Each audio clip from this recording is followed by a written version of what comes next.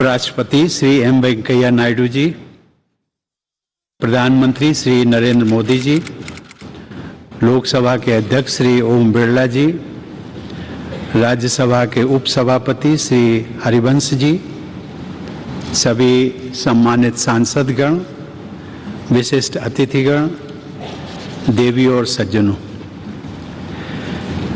आज आप सबसे जब मैं विदा ले रहा हूं तो मेरे हृदय में अनेक पुरानी स्मृतियां उमड़ रही हैं। इसी परिसर में, जिसे सामान्यतया सेंट्रल हॉल के रूप में जाना जाता है, वर्षों तक एक सांसद के रूप में मैंने ना जाने कितने सहयोगी सांसदों के साथ यादगार पल बिताए। 5 साल पहले इसी सेंट्रल हॉल में मैंने राष्ट्रपति के पद की शपथ ली थी। सांसद होने के नाते आप सभी का इस लोकतंत्र के मंदिर में एक प्रतिष्ठित स्थान है और मेरे हृदय में भी आप सबके लिए एक विशेष स्थान है और सदैव बना रहेगा।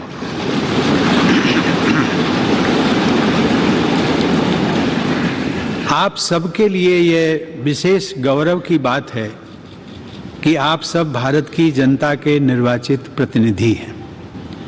भारत की जनता ने आप सबके माध्यम से मुझे राष्ट्रपति के रूप में चुनकर देश की सेवा करने का अवसर प्रदान किया। इसके लिए मैं देशवासियों का सदैव आभारी रहूंगा। सर्वशक्तिमान ईश्वर की कृपा से जिस दायित्व को निभाने का अवसर मुझे प्राप्त हुआ, उसका निर्वहन आप सभी के सहयोग के बिना संभव नहीं था। इसके लिए मैं आप सबका भी आभार व्यक्त करता हूं। अपने कार्यकाल के दौरान मैंने अपनी पूरी क्षमता से अपने कर्तव्यों का निर्वहन करने का प्रयास किया है। आप सबने मेरे प्रति जिस अटूट विश्वास का परिचय दिया, उसके बल पर मैं अपने कर्तव्यों को भली भांति निभा सका। मेरे सभी पूर्ववर्ती राष्ट्रपति मेरे लिए प्रेरणा का स्रोत रहे हैं। माननीय सदस्यगण, राष्ट्रपति और सांसदगण उसी विकास पथ के सहयात्री हैं जो हमारे देश को प्रगति की उच्चतर उपलब्धियों की ओर ले जा रहा है। इस पथ को प्रशस्त करने वाली महान विभूतियों ने हमारे संविधान की रचना करके हमारी लोकतांत्रिक व्यवस्था की नींव रखी। यद्यपि संविधान सभा के सदस्यों को ही हमारे संविधान की रचना का श्रेय जाता है, लेकिन वह ऐतिहासिक कार्य उन्होंने भारत के लोगों के प्रतिनिधि के रूप में किया था। इसीलिए हमारा संविधान हम भारत के लोगों द्वारा अंगीकृत, अधिनियमित और आत्मार्पित किया गया है। भारत के लोग ही अपने प्रतिनिधियों अर्थात आप सभी माननीय सांसदों के माध्यम से अपने गणतंत्र की यात्रा का मार्गदर्शन करते हैं। इसीलिए संसद को लोगों के तंत्र यानी लोकतंत्र का मंदिर भी कहा जाता है। देवी और सज्जनों, हमारे संविधान के अनुच्छेद 79 के अनुसार संघ के लिए एक संसद होती है जो राष्ट्रपति और दोनों सदनों से मिलकर बनती है। इस संवैधानिक प्रावधान के अनुरूप अपनी भावना का समावेश करते हुए मैं राष्ट्रपति को संसदीय परिवार के अभिन्न अंग के रूप में देखता हूँ। जैसा कि किसी भी परिवार में होता है, संसद में भी कभी कभी मतभेद होते रहते हैं।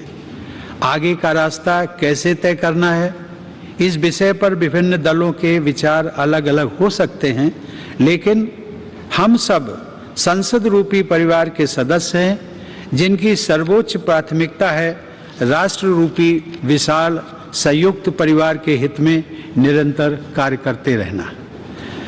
राजनीतिक प्रक्रियाएं राजनीतिक दलों के अपने तंत्रों के माध्यम से संचालित होती हैं, लेकिन पार्टियों को दलगत राजनीति से ऊपर उठना चाहिए और राष्ट्र सर्वोपरि की भावना से यह विचार करना चाहिए कि देशवासियों के विकास और कल्याण के लिए कौन कौन से कार्य आवश्यक हैं।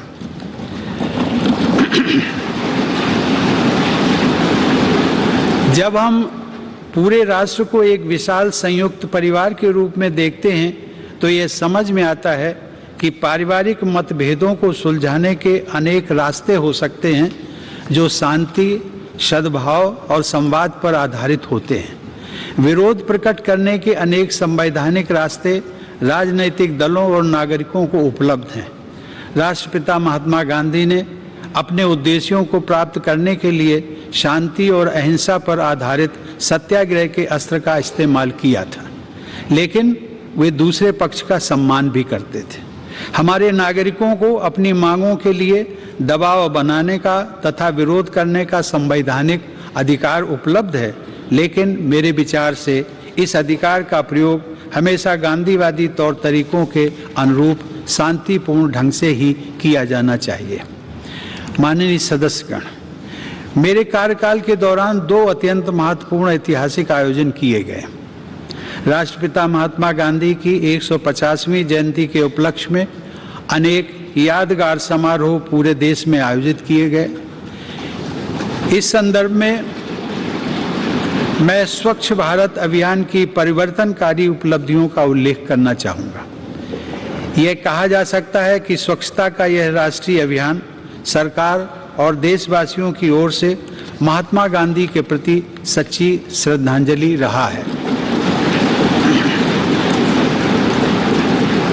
दूसरे ऐतिहासिक आयोजन के रूप में भारत की स्वाधीनता के 75 वर्ष पूरे होने के उपलक्ष्य में देशवासियों द्वारा आज़ादी का अमृत महोत्सव उत्साहपूर्वक मनाया जा रहा है।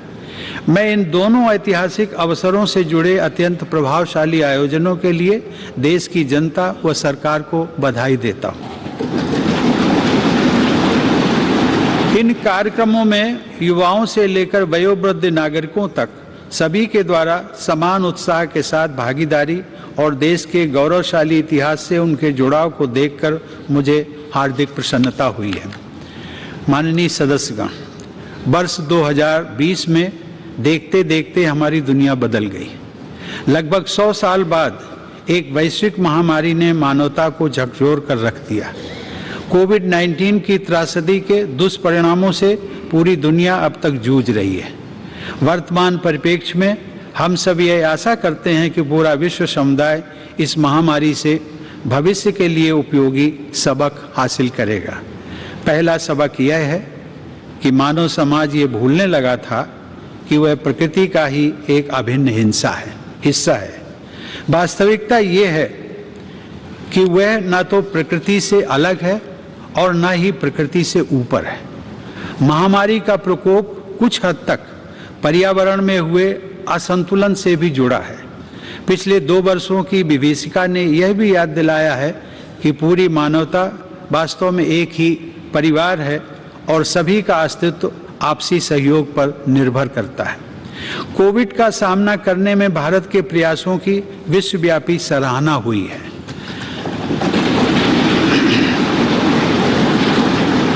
सबके प्रयास से हमने केवल 18 महीने में ही 200 करोड़ वैक्सीन लगाने का लक्ष्य प्राप्त किया है।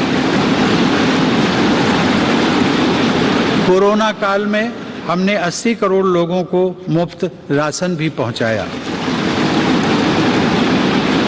यदि हम अपनी नीतियों के निर्धारण में इस वैश्विक महामारी से प्राप्त शिक्षाओं को अपनाते हैं तो मुझे लगता है कि भविष्य में किसी गंभीर आपदा के आने पर उसका सामना हम अधिक दक्षता और आत्मविश्वास के साथ कर सकेंगे। जलवायु परिवर्तन अब वाद विवाद का विषय नहीं रह गया है, बल्कि इसके परिणाम हमारे जीवन को सीधे सीधे प्रभावित करने लगे हैं। प्रकृति के प्रति सम्मान का भाव तथा मानवता की साझा नियति में विश्वास पर्यावरण की रक्षा करने में हमारी मदद कर सकता है।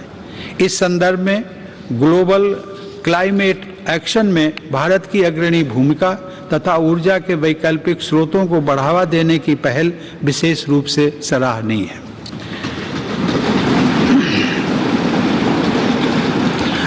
माननीय सदस्यगण, जब मैं जन सेवक के रूप में अपने और सरकार के प्रयासों के बारे में सोचता हूं तथा अपनी पूरी पीढ़ी की ओर से विचार करता हूं, तो हमें यह स्वीकार करना पड़ता है कि समाज के हाशिए पर जीवन यापन करने वाले लोगों के जीवन स्तर को बेहतर बनाने के लिए हालांकि बहुत कुछ किया गया है, लेकिन अभी भी बहुत कुछ किया जाना बाकी है। हमारा देश धीरे धीरे ही सही लेकिन सधे हुए कदमों से डॉक्टर अंबेडकर के सपनों को साकार करने की दिशा में आगे बढ़ रहा है। मैं मिट्टी से बने एक कच्चे घर में पला बढ़ा हूँ, लेकिन अब ऐसे बच्चों की संख्या बहुत कम हो गई है जिन्हें आज भी उन कच्चे घरों में रहना पड़ता है जिनमें छत से पानी टपकता हो। आज बड़ी तादाद में हमारे गरीब भाई बहनों के पास भी पक्के घर हैं। ये बदलाव काफ़ी हद तक सरकार के विशेष प्रयासों से संभव हो सका है। अब हमारी बहुत सी बेटियों और बहनों को पीने का पानी लाने के लिए मीलों पैदल नहीं चलना पड़ता है, क्योंकि हमारा प्रयास है कि हर घर नल से जल पहुँचे। हमने घर घर में टॉयलेट्स भी बनवाए हैं, जो एक स्वच्छ और स्वस्थ भारत के निर्माण की नींव डाल रहे हैं। सूर्यास्त के बाद लालटेन या दिया जलाने की यादें भी पुरानी हो रही हैं, क्योंकि लगभग सभी गांव तक बिजली का उजाला पहुंच गया है। जैसे जैसे हमारे देशवासियों की बुनियादी ज़रूरतें पूरी हो रही हैं, उनकी आकांक्षाओं में भी बदलाव आ रहा है। इस बदलाव का बड़ा रोचक एहसास पिछले महीने ही मैंने अपनी वृंदावन यात्रा के दौरान देखा, जब वहाँ एक वृद्धा आश्रम में रहने वाली एक महिला ने मुझसे हेलीकॉप्टर की सवारी कराने का अनुरोध किया। आज सामान्य देशवासियों के सपनों को उड़ान मिल रही है। यह बदलाव भेदभाव रहित सुशासन द्वारा ही संभव हो सका है। सामान्य जन के जीवन को बेहतर बनाने वाली ये समावेशी प्रगति बाबा साहब आम्बेडकर की परिकल्पना के सर्वथा अनुरूप है। महिलाओं में सशक्तिकरण की भावना को निरंतर मजबूत होते देखकर मुझे विशेष संतोष का अनुभव होता है। यह सशक्तिकरण युवा पीढ़ी की हमारी बेटियों को और आगे बढ़ा रहा है। मैंने जितने दीक्षांत समारोहों में भाग लिया है, उनमें से अधिकांश संस्थानों में मैंने देखा है कि बेटियों का प्रदर्शन लड़कों से बेहतर रहा है। मुझे विश्वास है कि राष्ट्रीय शिक्षा नीति 2020 इस बदलाव को और तेजी से आगे बढ़ाएगी। मेरा मानना है कि आने वाले वर्षों में महिला सशक्तिकरण से हमारा समाज और अधिक मजबूत होगा। स्त्री पुरुष के बीच समानता के इस अभियान का प्रभाव अन्य क्षेत्रों में हो रही प्रगति में भी परिलक्षित होता है। माननीय सदस्यगण, अपनी बात समाप्त करने से पहले मैं राष्ट्रपति पद के लिए नवनिर्वाचित श्रीमती द्रौपदी मुर्मू को हार्दिक बधाई और शुभकामनाएं देता हूं।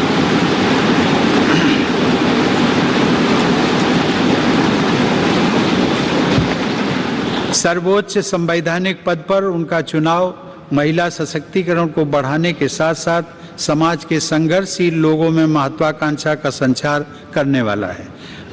मुझे पूरा विश्वास है कि उनके अनुभव, विवेक और व्यक्तिगत आदर्श से पूरे देश को प्रेरणा मिलेगी और मार्गदर्शन भी। मैं एक बार फिर आप सभी के प्रति कृतज्ञता व्यक्त करता हूं। आप सबके साथ काम करने का मेरा अनुभव अविस्मरणीय रहा है। आप सबने संसद के अंदर और बाहर देश की जनता के हित से जुड़े अनेक कार्य किए हैं। इसके लिए मैं आप सबको साधुवाद देता हूं।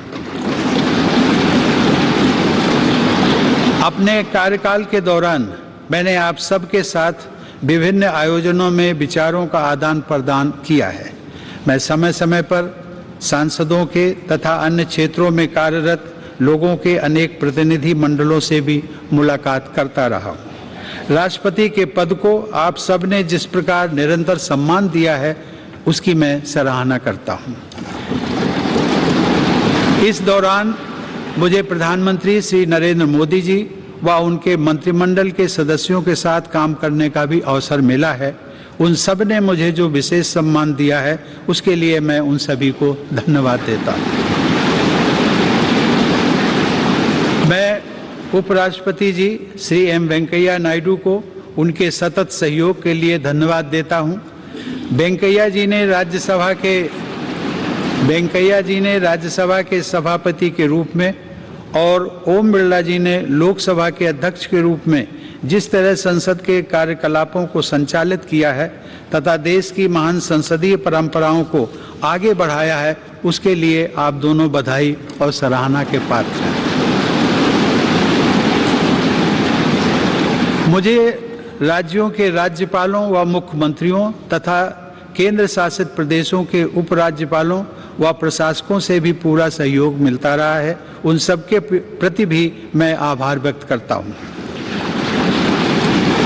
मुझे विश्वास है कि आप सभी सांसदगण हमारे सभी देशवासियों, विशेष रूप से जो विकास यात्रा में पीछे रह गए हैं, उनकी सेवा करने के लिए हर संभव प्रयास करते रहेंगे।